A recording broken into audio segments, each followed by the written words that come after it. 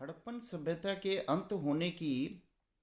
कथा जब मैंने एक इंस्क्रिप्शन में पढ़ी, लेटर बाय लेटर, तो मैं हैरान रह गया कि उसमें उस दृश्य को बहुत ही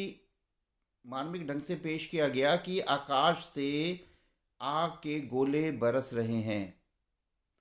और जब मैंने इस पर और गहन अध्ययन किया तो हमने पाया कि मोहनजोदाड़ो की एक लोअर टाउन की लोकेशन में एक एपी सेंटर बना हुआ है, जिसे जो उस एपी सेंटर में बहुत बड़ा धमाका हुआ है और उसकी वजह से हम देख रहे हैं कि एपी सेंटर की वजह से ये जाकर जो है, ये मेन जो हमारा वहाँ का शिखर था और वहाँ का जो होली बात है और होली जो स्तूपा था, जो होली प्लेस है वहाँ का,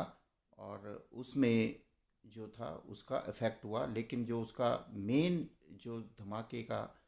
जो बिंदु था, केंद्र बिंदु था, वो लोअर टाउन में था। ये बहुत अच्छी रिसर्च जो है धमाके की, एक ब्रिटिश जो आर्कियोलॉजिस्ट रिसर्चर थे, डेविड डेवनपोर्ट ने की थी। और उन्होंने जो इसको पब्लिश किया था इटली के में एक बुक में अपना जो था वो काम पब्लिश किया। लेकिन उसमें उन्होंने उस धमाके को सही तरह से जो उसका वर्णन उस टेक्नोलॉजी के हिसाब से नहीं कर पाए, क्योंकि उस समय बम तो थे नहीं, तो उन्होंने उसका श्रेय किसी एटॉमिक बम को दिया। लेकिन हम ये बहुत आसानी से जान सकते हैं कि जब मैंने ये इंस्क्रिप्शन पढ़ी, जो आकाश से पिंड बरस रहे थे, वो ही इस तबाही का सबब थे। और उन्होंने मोहनजोदाड़ो जैसी जगह को ध्वस्त कर दिया। बाद में एक रशियन साइंटिस्ट ने जब वहाँ काम किया तो रेडियो एक्टिविटी जो बोन्स में मिली हैं, डिपॉजिट्स मिले हैं लेटर ऑन, जब वो दब गए थे और उनमें जब वो डिपॉजिट हो गए हैं बोन्स में, तो ऑलमोस्ट 50 टाइम्स, 50 गुना ज़्यादा जो है वो रेडियो एक्टिविटी वहाँ पाई गई। जो हमें पता है कि जो मिट्योर्स होते हैं, आकाशीय पिंड, जब मिट्योर शावर होते हैं तो उनमें जो केमिकल होते हैं वो अलग अलग प्रकार के केमिकल होते हैं, और वो जो केमिकल हैं वो रेडियो एक्टिव भी होते हैं। ये आकाशीय पिंड की जो